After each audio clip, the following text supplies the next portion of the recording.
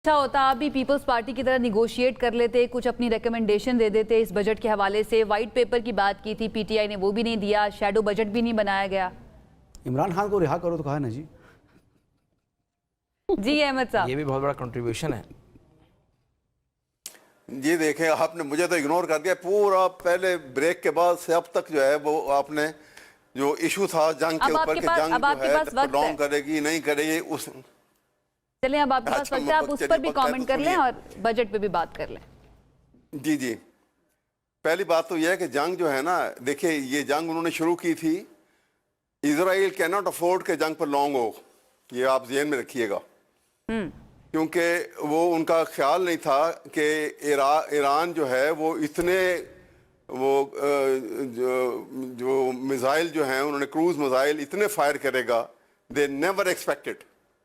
और आपको पता है कि एक दिन में उनका ये जो उन्होंने एयर डिफेंस सिस्टम बनाया है अमेरिका से लेकर 285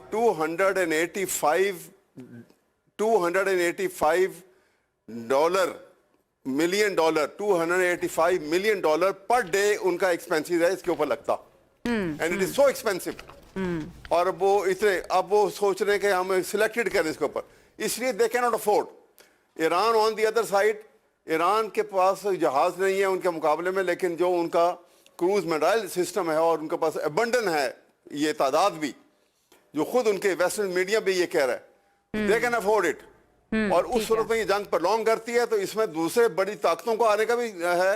उसकी वजह यह है कि ये अगर सोचा जाए कि कोई और तमाशा देखेगा, देखिए ये सी पैक जो है सारा धरे का धरा रह जाएगा।